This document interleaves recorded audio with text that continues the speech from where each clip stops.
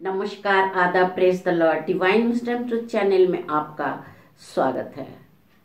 मैं हूं अंजलि मंडल, मसीहा के नाते आपका दोस्त, आपका साथी। आइए हम प्रभु को धन्यवाद देते हैं। प्रभु की महिमा, गौरव और स्तुति हो, प्रभु का सामर्थ्य प्रकट हो। प्रभु को धन्यवाद। आमीन।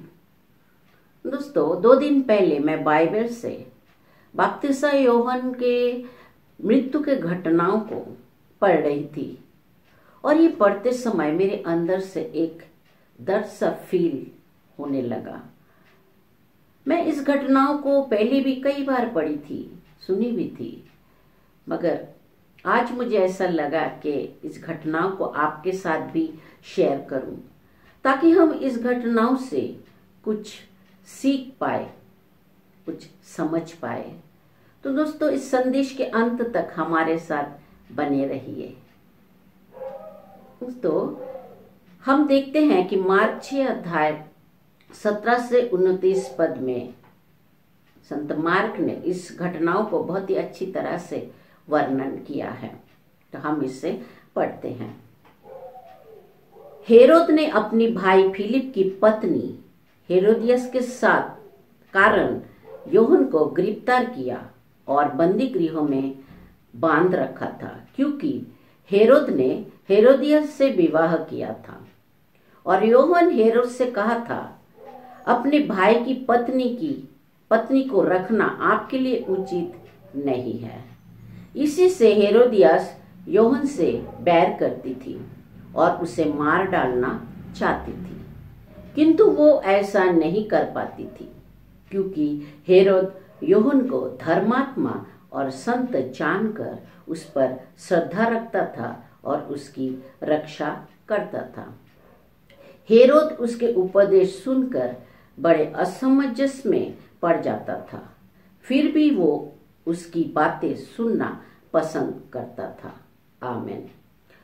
तो ये उस समय की बात है जब पोंतियुस पिलातुस यहूदियों का राज्यपाल था और हेरोद गलीलिया का राजा था और उसका भाई था सौतेला भाई फिलिप।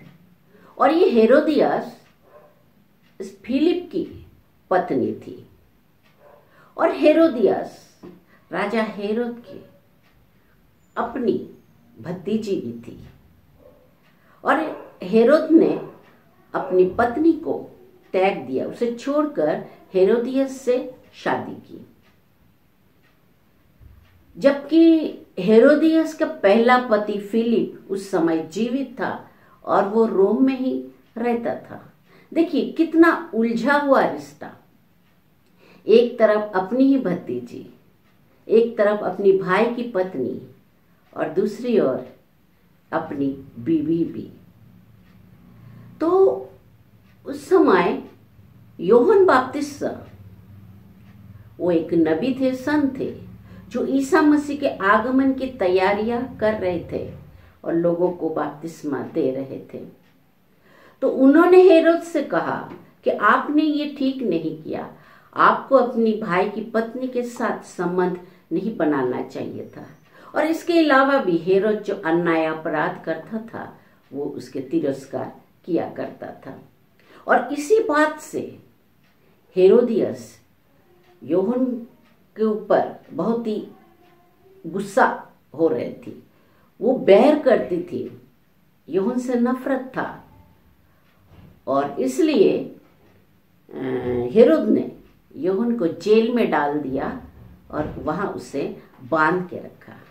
देखिए ऐसा करके हेरोद ने और एक अपराध कर लिया और यहाँ हेरोदियस यूहन्ना से इतना नफरत करती थी कि उसे जान से मार डालना चाहती थी, मगर वो ऐसा नहीं कर पाती थी, क्योंकि यूहन्ना के काफी शिष्य थे, उसके बहुत से फॉलोअर्स थे और ऐसे भी हेरोद यूहन्ना पर श्रद्धा रखता था, उसे धर्मात्मा संत मानता था और उसकी रक्षा करता था। और हेरोद यूहन्ना से उपदेश सुनता था, उसकी सतर्क बानी, चेतावनी उसके अंदर प्रभाव डालता था, उसे प्रभावित करता था और वो धार्मिक जीवन जीने की इच्छा रखता था। मगर एक तरफ हेरोदियस के प्रति उसकी आसक्ति और एक राजा होने के नाते राजा की तरह ठाट बाट से जीना, राजपाट, हर तरफ वैसा ही माहौल, चारों तरफ मोह फैला हुआ है, तो इसी बीच यूहन्ना का उपदेश काम में नहीं आता था और हेरोदियास इसी बात से असमंजसता में आ गया था। तो दोस्तों, ऐसे हालात इस संसार में बहुत से लोगों को है। और फिर हम आगे पढ़ते हैं।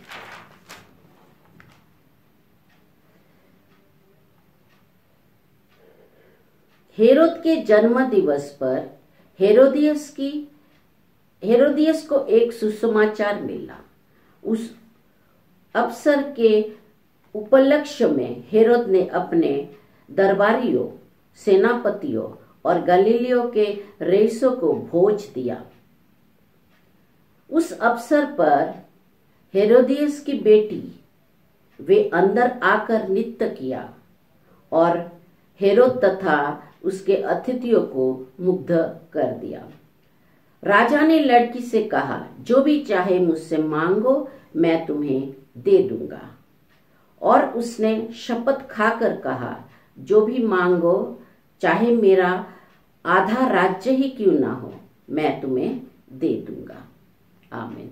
दोस्तों, ये जो हेरोदियस की बेटी, ये दरअसल हेरोदियस के पहला पति फिलिप, उसकी बेटी है, जो 15-16 साल की होगी और नाम था शालोम। और हेरोदियस का बर्थडे था और हेरोदियस ने गलीलिया के और जाने माने लोगों को, रईसों को बुलाया था। बर्थडे पार्टी था। तो उस दिन हेरोदियस की बेटी अंदर आई और नृत्य किया, डांस किया और राजा हेरोद खुश हो गए और मेहमान भी खुश हो गए, उन्हें भी अच्छा लगा। तब राजा ने उस लड़की से कहा कि तुम्हें क्या चाहिए, जो चाहिए मांगो। और राजा हेरोद ने शपथ खाई और उसने कहा कि अगर तुम मेरे राज्य का आधा हिस्सा भी मांगते हो तो मैं तुम्हें दे दूंगा। और ये लड़की क्या मांगती है, आपको क्या लगता है? तो आइए हम पढ़ते हैं। लड़की बाहर जाकर अपने माँ से पूछा, मैं क्या मांगू? उसने कहा, यूहन्ना बपतिस्मा का सर। वह तुरंत राजा के पास दौड़ती हुई आई और बोली, मैं चाहती हूं कि आप मुझे इसी समय थाली में यूहन्ना बपतिस्मा का सर दे दे। राजा को धक्का लगा, परंतु अपनी शपथ और अतिथियों के कारण वो उसके मांग अस्वीकार नहीं कर पाया। दोस्तों, यहाँ पर देखिए, वो लड़की बाहर गई और अपनी माँ से पूछा कि मैं क्या मांगू। और माँ तो इसी मौके की तलाश में ही थी। तो उसने कहा, बपतिस्मा यूहन्ना का सर। अभी ये लड़की भी अपनी माँ की तरह ना समझ थी। अगर वो चाहती थी तो बपतिस्मा यूहन्ना का जेल से रिहाई भी मांग सकती थी। ये उसके सामने मौका था। मगर उसने अपने माँ से पूछा, खुद निर्णय नहीं ले पाई। और फिर क्या, वो दौड़ती हुई आई और राजा को बताई कि मुझे बपतिस्मा यूहन्ना का सर चाहिए, इसी क्षण वो थाली में मुझे चाहिए। और ये सुनकर राजा हेरोद को धक्का लगा, मगर क्या करे, शपथ जो खाई थी। और एक बार हाँ कहने के बाद फिर ना कैसे कहे, गले में आता है। और मेहमानों के सामने अपनी इमेज को भी तो बनाए रखना था, इसलिए उसने लड़की को अस्वीकार नहीं कर पाया। और फिर क्या होता है, हम पढ़ते हैं। राजा ने तुरंत जल्लाद को भेजकर यूहन्ना का सिर ले आने का आदेश दिया। जल्लाद ने जाकर बंदी गृहों में उसका सिर काट डाला। दोस्तों, ये कैसी विडंबना है, कितना भयानक अत्याचार और कितना दर्दनाक मौत। ये अचानक से घट गया, जो यूहन्ना को भी पहले से पता नहीं था। और फिर क्या, फिर वो गला काटने के बाद वो गला उसे एक थाली में लाकर उस लड़की को दिया गया और लड़की ने उसे अपनी माँ को दे दिया। और इसी तरह से हेरोदियस ने यूहन्ना से बदला लिया। अपनी घृणा, नफरत, द्वेष, इस सब को, अपनी भड़ास को निकाला और यूहन्ना का हत्या कर दिया, उसे मौत के घाट उतार दिया। फिर 29 पद में देखते हम कि जब यूहन्ना के शिष्यों को इसका पता चला तो वो आकर उसका शव ले गए और उन्होंने उसे कब्र में रख दिया। आमीन। दोस्तों, इसी तरह से बपतिस्मा यूहन्ना का हत्या कर दिया था। ये समाज में भी ऐसा ही चलता है। जो लोग सच्चाई के लिए लड़ते हैं और आवाज उठाते हैं तो उन्हें फांसी दी जाती या गोली मार दी जाती है और उन्हें मौत को गले लगाना पड़ता है। कई बार तो अपने ही पराये हो जाते हैं। दोस्तों, ऐसे में हमें सही निर्णय लेना है। ऐसे माहौल में हम घबराए नहीं, साहस रखें और सही निर्णय लें। हमें प्रभु के बानी को, प्रभु के कार्य को आगे बढ़ाना है। और प्रभु कहते हैं, डरो नहीं, मैं तुम्हारे साथ हूं और तुम साहस रखो। तुम्हें जो आदेश दिया गया है उसे शिद्दत से पालन करो और उसे लोगों तक पहुंचाओ और अपनी कमर कस लो, क्योंकि मैं तुम्हारे साथ हूं। मुझ पर भरोसा रखो। तो घटनाएं चाहे कोई भी हो, अगर आपकी निर्णय समझ के आधार पर होगी तो उसमें से भी ज्ञान के हीरे ही मिलेंगे। इसलिए भरोसा रखना उस रब पर जिसने आपको यहां तक लेकर आया है और आगे भी लेकर जाएंगे। हम प्रभु से वरदान मांगते हैं कि प्रभु हमें निडर बनाए, साहसी बनाए, ताकि हम सत्य के मार्ग पर चलते हुए, सच्चाई का साथ देते हुए प्रभु के साथ, प्रभु के लिए अपना जीवन बिता पाए। तो इसी विचार के साथ मैं हूं अंजलि मंडल।